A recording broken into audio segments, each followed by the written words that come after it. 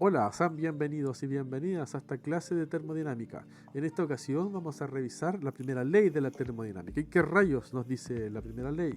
Esta nos dice que la energía no se crea ni se destruye, solo se transforma y que trabajo y calor son ambos formas de energía.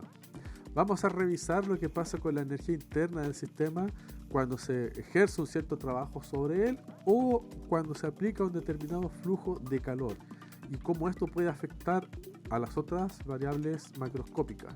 Por ejemplo, cuando un trabajo se ejerce sobre un sistema desde el entorno hacia el sistema se comprime, su volumen disminuye. Y cuando es en el sentido contrario, cuando es el sistema el que ejerce trabajo sobre el entorno, el sistema se expande, desplaza el entorno. Vamos a revisar por qué ocurre esto de esta manera y no de otra, y lo vamos a hacer usando resortitos, porque al oscilador armónico nada le gana. Luego vamos a utilizar estos resultados para expandir el estudio sobre las capacidades caloríficas, revisando lo que pasa cuando se agrega un cierto calor al sistema. Luego de esto vamos a hacer un estudio sobre los gases ideales. Vamos a revisar el principio de la equipartición de la energía. A través de él vamos a calcular la energía interna de un gas ideal cuando está a una determinada temperatura y vamos a complementar todos estos cálculos con cosas que ya hemos visto antes, como el factor de Boltzmann, que está asociado a la energía del sistema. Y esto lo vamos a complementar a su vez con lo que vamos a revisar ahora sobre la capacidad calorífica. Como siempre, todo lo que vamos a revisar en esta clase lo puedes encontrar bien detallado y escrito en la página web. El enlace está en la descripción. Y si todo lo que revisamos ahora te ayuda a entender estas materias y eres feliz, si gustas, ahí le puedes dejar un like, una compartida, una suscribida y todas esas cosas raríficas del YouTube.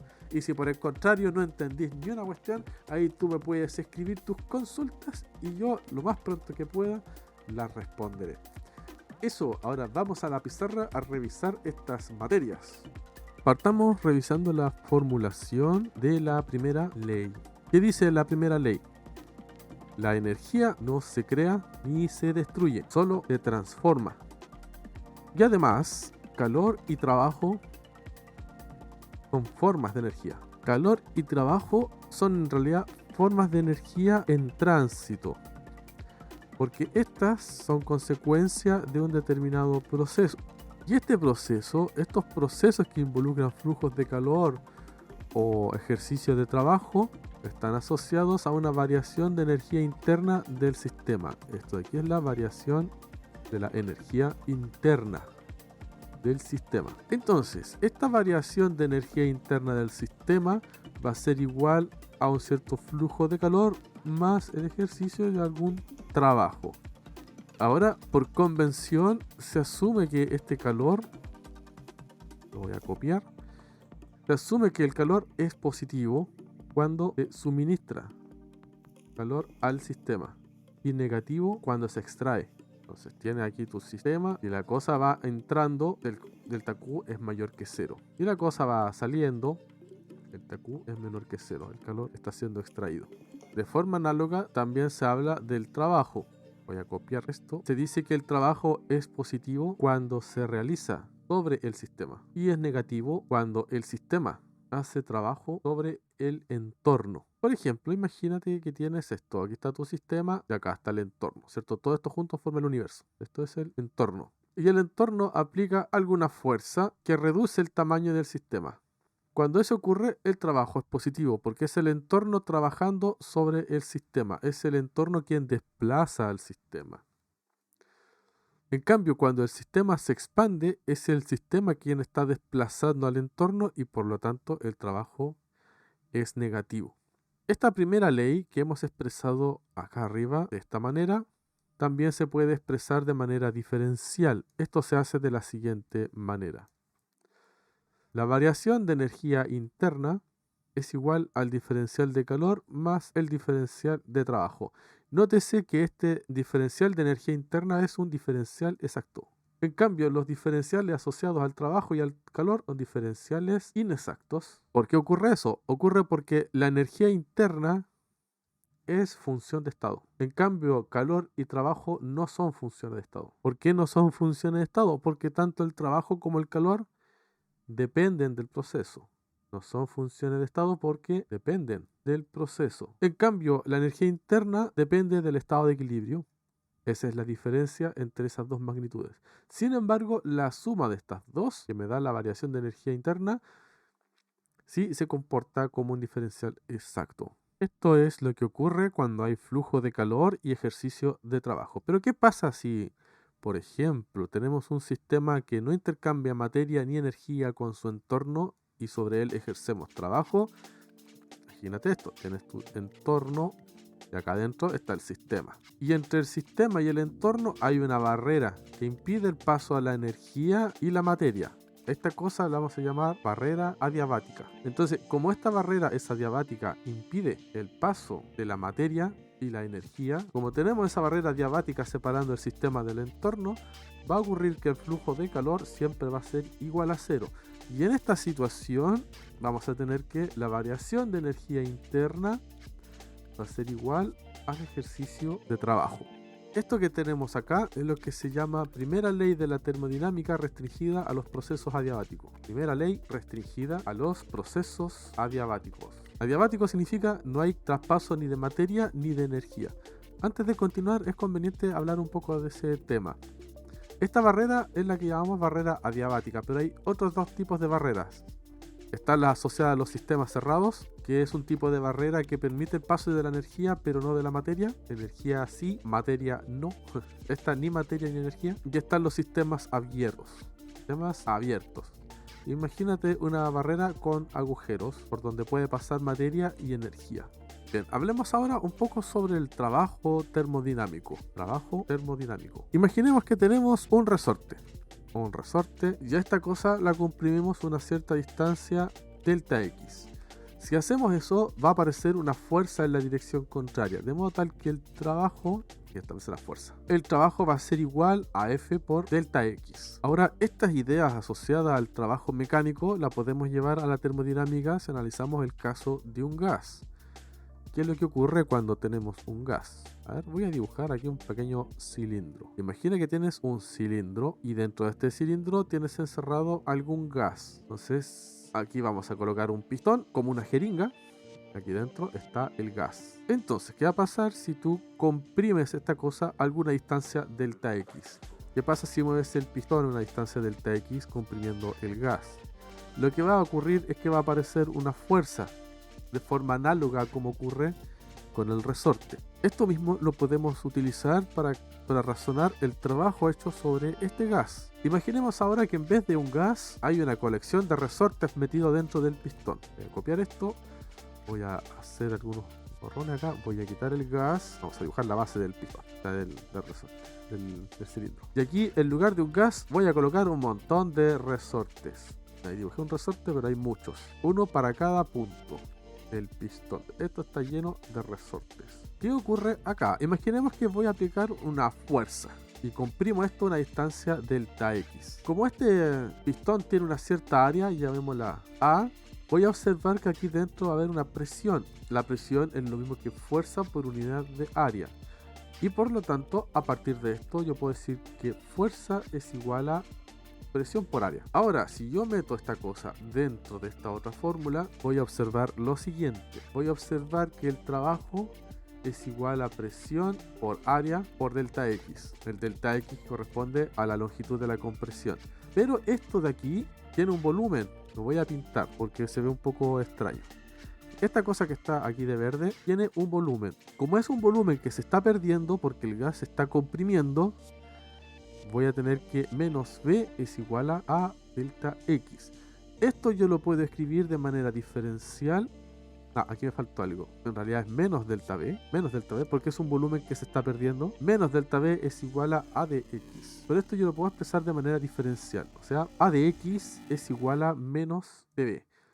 Y esto lo puedo utilizar en la expresión de la fuerza con el trabajo. El diferencial de trabajo es lo mismo que F de X, expresado en forma diferencial. De esta manera, dado que la fuerza es presión por área, puedo escribir que el diferencial de trabajo es igual a presión por área por dx. Pero esto de acá lo tengo aquí. Por lo tanto, el diferencial del trabajo es lo mismo que menos PdV. Y aquí tengo la relación entre el trabajo y el volumen del sistema y la presión. Ahora, como la presión es siempre una magnitud positiva, si el volumen crece, si el volumen del sistema crece, entonces el trabajo es negativo, tal y como habíamos dicho antes. Y si el volumen se comprime, me da positivo. Quiere decir que el entorno está trabajando sobre el sistema. Cuando el sistema trabaja sobre el entorno, el trabajo queda negativo. Y cuando el entorno trabaja sobre el sistema, el trabajo queda positivo. Y si además el sistema es adiabático, ¿qué ocurre cuando el sistema es adiabático? No hay intercambio ni de materia ni de energía con el entorno, pero eso no implica que el sistema no pueda cambiar su volumen. En el sistema adiabático se cumplirá esta relación de acá. La variación de energía interna es igual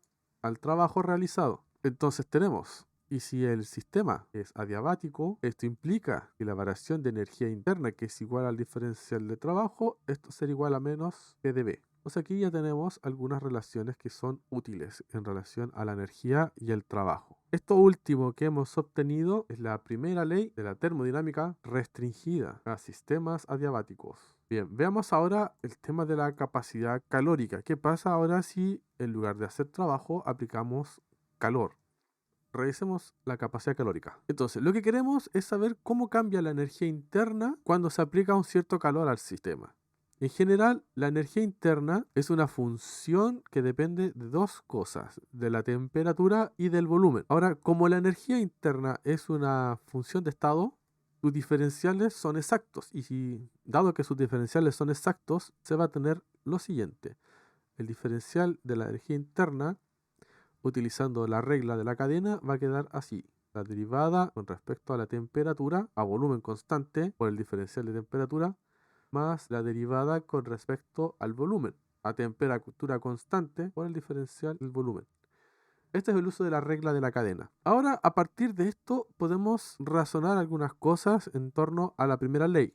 La primera ley nos dice que el diferencial de la energía interna es igual al calor más el trabajo. Y ya vimos que el diferencial del trabajo es lo mismo que menos PdV. Esto es lo que revisamos recién. Ahora veamos lo que pasa cuando combinamos todas estas cosas para analizar lo que ocurre con el calor. Si despejamos el calor, vamos a tener lo siguiente. El diferencial de calor va a ser igual a la variación de energía interna menos el trabajo. Pero el trabajo lo tenemos acá. Así que nos queda el diferencial de energía interna más PdV. Ahora, como sabemos, el diferencial de energía interna lo tenemos acá arriba. Así que podemos escribir siguiente. Esta cosa va a quedar la derivada de la energía interna con respecto a la temperatura a volumen constante por el diferencial de temperatura más el diferencial de energía interna con respecto al volumen a temperatura constante por el diferencial de volumen más PdV. Ahora nos vamos a fijar de que estas dos cosas tienen el mismo diferencial, así que podemos factorizar esta relación. Y vamos a obtener lo siguiente. La diferencial de la energía interna con respecto a la temperatura a volumen constante por diferencial de temperatura más diferencial de la energía interna con respecto al volumen a temperatura constante más la presión que da por el diferencial de volumen. Todo esto es igual al diferencial de calor. A partir de esto podemos inferir que el diferencial de calor con respecto al diferencial de temperatura es igual a la derivada de la energía interna con respecto a la temperatura a volumen constante más la derivada de la energía interna con respecto al volumen a temperatura constante más la presión, y todo esto multiplicado por la derivada del volumen con respecto a la temperatura. Y ya con esto tenemos una idea sobre el flujo de calor asociado a alguna variación de temperatura. Ahora, para entender esto un poco mejor, nos vendría bastante bien aplicar algunas restricciones. Veamos lo que ocurre cuando nos restringimos a un proceso a volumen constante. Digamos aquí, restricción a volumen constante. Para ver lo que ocurre a volumen constante, recordemos primero la definición de capacidad calorífica a volumen constante. Tenemos que la capacidad calorífica a volumen constante es lo mismo que la derivada del calor con respecto a la temperatura a volumen constante. Ahora, si tomamos esta derivada acá a volumen constante, lo que va a ocurrir es que vamos a asesinar este término porque el volumen es constante. Entonces esta derivada se hace cero. Así que del análisis anterior tenemos que la derivada del calor con respecto a la temperatura a volumen constante será igual a la derivada de la energía interna con respecto a la temperatura a volumen constante, más esto pero multiplicado por cero, porque esta derivada se hace cero. En consecuencia, a partir de esto tenemos que la capacidad calorífica a volumen constante la podemos expresar en términos de la energía interna, la derivada de la energía interna con respecto a la temperatura a volumen constante. Veamos qué pasa si hacemos lo mismo con presión constante. Restricción a presión constante. Y analizamos la capacidad calorífica a presión constante, tenemos capacidad calorífica a presión constante, esta cosa es la derivada del calor con respecto a la temperatura, pero aquí le colocamos a presión constante. Si hacemos eso, vamos a ver cómo nos sale a partir de esto que está acá. Lo voy a copiar para no andar subiendo y bajando a cada rato. Lo voy a llevar y lo voy a encoger un poco para que ocupe menos espacio. Por ahí. Del análisis que hicimos antes tenemos lo siguiente. La derivada del calor con respecto a la temperatura a presión constante va a ser igual a la derivada de la energía interna con respecto a la temperatura a volumen constante más la derivada de la energía interna con respecto al volumen a temperatura constante más la presión, y todo esto por la derivada del volumen con respecto a la temperatura a presión constante. Fíjate que lo único que ha cambiado es este término de acá, lo cambié por eso. Ahora, todas estas cosas pueden ser llevadas al estudio del gas ideal. Todas estas cosas se pueden aterrizar a través del estudio de los gases ideales. Porque de la forma en que está planteado hasta ahora está demasiado abstracto, está muy general. Para hacer ese aterrizaje, por decirlo así, vamos a estudiar la capacidad calorífica de un gas monoatómico. Capacidad calorífica de un gas monoatómico. Este gas es obviamente ideal. Ahora, el chiste de un gas monoatómico ideal es que su energía interna tiene la siguiente estructura. Esta cosa da 3 medios constantes de Boltzmann por el número de partículas por la temperatura. Y este resultado emerge desde la equipartición de la energía. De la equipartición de la energía y el enfoque estadístico que hemos visto antes. Recordemos el tema asociado al factor de Boltzmann, sobre la distribución de la energía y esas cosas. Entonces, ¿cómo podemos demostrar que la energía interna de un gas ideal tiene esa estructura? Para llegar a esa conclusión, vamos a revisar la distribución de Maxwell-Boltzmann. Distribución de Maxwell-Boltzmann. Ahora, en videos anteriores, nosotros vimos que la energía de un sistema, en realidad la probabilidad de que un sistema tenga cierta energía es proporcional a exponencial de menos E, esa es la energía, sobre la constante de Boltzmann por la temperatura. Es la probabilidad de que el sistema tenga esa energía. Ahora, un gas ideal está conformado por partículas, ¿no es cierto? Tenemos partículas. Todas las partículas son iguales. Por eso he hecho énfasis en que este gas es monoatómico. Si fueran diatómicos, de cosas extrañas, tendría distintas partículas. Pero este solamente tiene un tipo de partículas. Y estas partículas tienen masa y alguna rapidez o velocidad. Por lo tanto, este sistema tiene una energía cinética, que es igual a la sumatoria de un medio de la masa por la velocidad de cada una de sus partículas, velocidad al cuadrado. De ahí sumamos todas sus partículas y toda su energía. Bueno, como todas las masas son iguales, esta cosa le puedes quitar el índice y a esta cuestión queda listo. Entonces, lo que vamos a hacer es concentrarnos en una sola partícula porque todas las partículas tienen las mismas características. Vamos a tener que hay una distribución para las rapideces de las partículas que está asociada a su energía, debido a que la energía está asociada al factor de Boltzmann con la probabilidad de que tengan esa característica. Ahora, la rapidez se puede dar en cualquiera de los tres ejes, eje X, eje Y y eje Z, pero nosotros por ahora solo nos vamos a concentrar sobre el eje X. Entonces, lo que tenemos es que va a existir una distribución de velocidades, o mejor dicho, rapideces, porque vamos a considerar un solo eje, distribución de rapideces de la forma A exponencial de menos energía cinética sobre la constante de Boltzmann por temperatura. Esto quiere decir que la distribución de las rapideces es proporcional al factor de Boltzmann y la constante de proporcionalidad es esta. Ahora, esto es para cada partícula individualmente, así que no consideramos la sumatoria, solamente la energía de cada partícula individual. Entonces, dado que esto es la energía cinética, tenemos que esta distribución de velocidades es igual a esta constante de proporción por la exponencial. Esta energía cinética la reemplazamos por la energía cinética de la partícula menos un medio masa por la rapidez en el eje X al cuadrado sobre la constante de Boltzmann por la temperatura. Si reordenamos esto un poco, nos va a quedar así. Constante de proporción exponencial menos masa velocidad X al cuadrado sobre 2 veces constante de Boltzmann por temperatura. Ahora, para que esta cosa sea una distribución es necesario que su integral, la integral entre menos infinito y más infinito de bx, esta cosa sea igual a 1, como una distribución de probabilidades. Así que esto va a implicar que la integral entre menos infinito y más infinito de toda esta cosa, voy a copiar, es igual a 1. Esta integral es un poco, aquí faltó poner el de bx. Esta integral es un poco difícil de resolver si uno no se sabe algunos trucos. Por suerte, nosotros contamos con la integral gaussiana menos infinito a más infinito de exponencial de menos x al cuadrado de x. Esto es la raíz de pi. Esto es lo que llamamos la integral gaussiana. Como contamos con ese resultado que sale del cálculo vectorial, podemos utilizar a través de una sustitución para resolver esta otra, que es lo mismo. Fíjate que está el exponencial, aquí hay una cosa al cuadrado, y estos dos, todos los demás son constantes, así que se obtiene a través de cambios de variable. Nosotros vamos a seguir el camino rápido. A partir de esto vamos a obtener lo siguiente, que la integral entre menos infinito y más infinito de toda esa parafernalia de allá, la vamos a llamar simplemente g de bx. Esta cosa te va a dar lo siguiente, te va a dar la constante a por la raíz de la masa dividido 2 veces la constante de Boltzmann por temperatura, y aquí arriba va a aparecer pi. Y si reordenas los términos, esta cuestión te va a quedar 2pi constante de Boltzmann por temperatura partido por la masa. Ahora, todo esto tiene que ser igual a 1, y esto te permite despejar esta constante de proporcionalidad. A partir de eso, tú puedes decir que esta constante de proporcionalidad A es igual a la raíz de 2pi constante de Boltzmann por temperatura sobre m, y por lo tanto, la función de distribución de velocidades va a ser igual a esa A, ¿no es cierto? La masa dividido 2pi constante de Boltzmann por temperatura por exponencial de menos masa velocidad en el eje x al cuadrado sobre 2 veces la constante de Boltzmann por temperatura. Ahí tienes la función de distribución de velocidades. Ahora, ¿para qué demonios quiero la función de distribución de velocidades?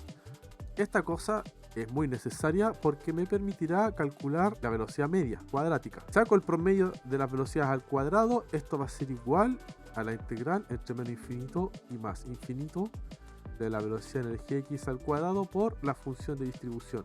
Y esta integral la puedes resolver a través de integración por partes, pero nosotros nos vamos a saltar todo ese procedimiento por ahora. Si sacas las cosas constantes, te va a quedar una cosa así: 2pi constante de Boltzmann por la temperatura por la masa, esta es la constante A que está acá, por la integral entre menos infinito y más infinito, velocidad en el eje x al cuadrado, exponencial de menos masa, velocidad en el eje x al cuadrado sobre 2 veces constante de Boltzmann por temperatura. Si te fijas, esta cosa se resuelve por integrando por partes, pero nos vamos a saltar ese procedimiento para no hacer un desarrollo muy largo. Si lo quieres hacer, te vendrá bien como una práctica de cálculo integral. Ya, el resultado final de todo esto te va a dar constante de Boltzmann por la temperatura dividido la masa. Y esto es súper ventajoso porque podemos calcular la velocidad cuadrática media como la suma de las velocidades en cada eje. Ahora, aquí es donde entra el principio de equipartición de la energía.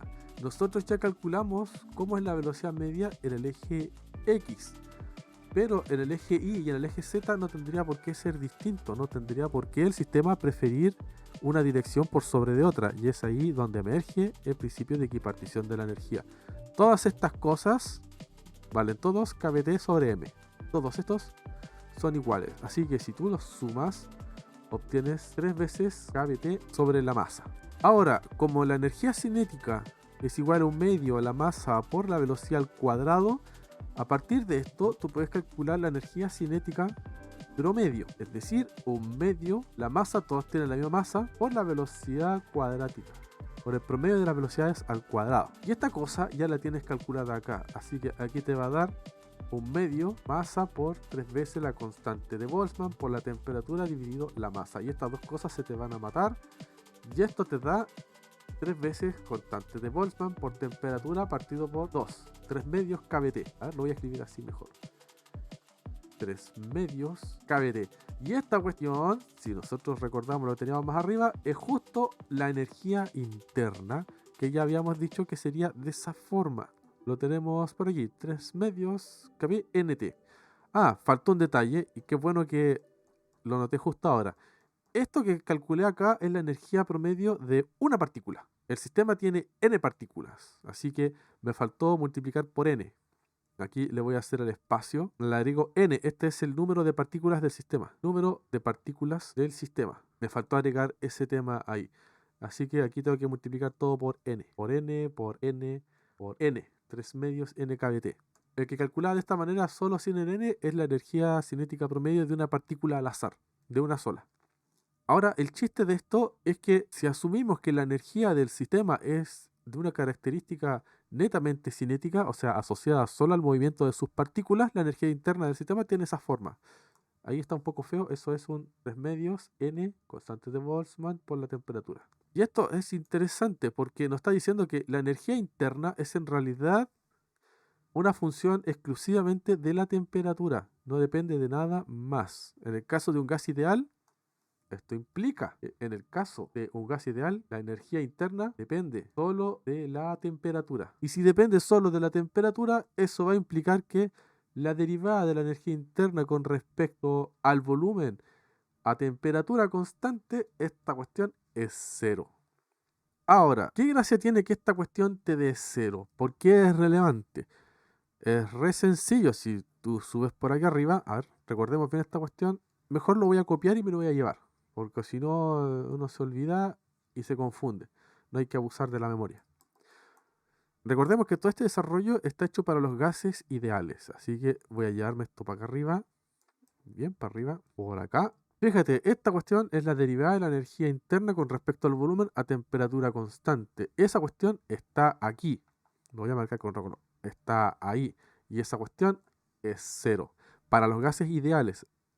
Así que esto ya te empieza a simplificar un poco la relación entre el calor y la temperatura cuando se trata de gases ideales. Y a partir de esto podemos hacer más análisis en cuanto a los gases ideales a partir de la ecuación de los gases ideales. Continuamos el desarrollo de los gases ideales. Aquí, desarrollo de los gases ideales. Entonces, partamos con la ecuación. Presión por volumen, esta cuestión sabemos es N kBt, y es lo mismo que el nRT. Recuerda que esta cosa es número de partículas y este se refiere al número de moles. Constante de Boltzmann, constante universal de los gases. Son dos formas de escribir exactamente lo mismo. Si analizamos esta ecuación, a partir de esto vamos a encontrar que el volumen es lo mismo que NR partido por presión. Y aquí me falta la temperatura. NRT partido por P. Si el volumen es esto, entonces le puedo decir que la derivada del volumen con respecto a la temperatura a presión constante va a ser igual a NR partido por P. Facilito, ¿no es cierto? Es una derivada sencilla. Ahora, a partir de estos resultados, podemos calcular la capacidad calorífica a presión constante y capacidad calorífica a volumen constante para el gas ideal. Para esto nos vamos a colgar de algunos desarrollos que tenemos por acá. Nos vamos a colgar de este de aquí, no, de este de acá. Lo voy a copiar y me lo voy a llevar. Y me voy a colgar de este otro desarrollo de acá. También lo copio y me lo llevo. Y me voy a colgar del hecho de que esta cosa es cero. A ver, lo voy a encoger un poco porque está muy grande. Y me lo voy a llevar junto con esto. Entonces, toda esta cuestión me las voy a llevar a los desarrollos que estoy haciendo ahora. Los voy a poner los voy a dejar por aquí. Ya, esto de acá lo puedo borrar porque están de cabeza. Ya, está ahí. Entonces, fíjate en lo siguiente. Esta cosa que acabo de calcular, el de VADT con respecto a P constante, lo tengo justo acá. Lo voy a cambiar de color, sí. Esto lo voy a separar, color fuera. Le voy a poner un azul. Este de aquí es lo mismo. Y este de acá es lo mismo que este de acá. Así que a partir de esto ya puedo hacer algunas cuentas. Ya puedo simplificar el capacidad calorífica a presión constante y puedo calcular la capacidad calorífica a volumen constante. Voy a hacer este de acá primero. Este. ¿Cómo calculo la capacidad calorífica a volumen constante? Ya sé que esta cuestión es la derivada de la energía interna con respecto a la temperatura a volumen constante. Pero ¿cómo es la energía interna? La energía interna es 3 medios N kBt. Y esto es lo mismo que 3 medios nRT. ¿Cómo sé que es nRT? Muy sencillo. Si tú vas a la ecuación de los gases ideales, te vas a dar cuenta que tienes esta igualdad. Tienes que N kBt es lo mismo que nRT. Esto implica que por necesidad, número de partículas por la constante de Boltzmann es lo mismo que el número de moles por la constante de los gases. Así que lo único que hice fue cambiar el NKBT por NR. Si derivas esta cuestión con respecto a la temperatura a volumen constante, aquí no hay volumen, así que no pasa nada, te queda 3 medios NR. Esta es la capacidad calorífica a volumen constante. Y también puedo calcular la que está a presión constante. La capacidad calorífica a presión constante me va a quedar de la siguiente forma. Me va a quedar derivada de la energía interna con respecto a la temperatura a volumen constante, ya lo tengo, o sea, 3 medios nRT más esta cosa que está acá, que es 0, más la presión, por dV a dt a presión constante, pero esa cuestión la tengo acá, nr partido por P, así que esa cuestión la copio aquí, nr partido por P, y esta cuestión la puedes simplificar, te queda 3 medios nRT, este T se me fue de más, no va, nr no más, lo puse de más, 3 medios NR más PNR partido por P, y estas dos cosas se matan, te queda 3 medios NR más NR, y esto te da 5 medios NR. Y a partir de esto tú puedes inferir algunas relaciones que son famosas, por decirlo así. El CP menos CB, esta cuestión te va a dar NR. Y también puedes inferir una cosa que se llama índice adiabático. El índice adiabático, el factor gamma, que se define como la capacidad calorífica a presión constante sobre la capacidad calorífica a volumen constante. Si haces el cálculo, te va a dar igual a 5 tercios. Te va a dar, para el caso de los gases ideales, exactamente igual a 5 tercios. Esta última relación es interesante porque si conoces la capacidad calorífica a presión constante, puedes calcular rápidamente la que es a volumen constante, simplemente diciendo que Cp es igual a gamma Cv. Sencillísimo. Y bien, llegaríamos hasta aquí por ahora. Adiós.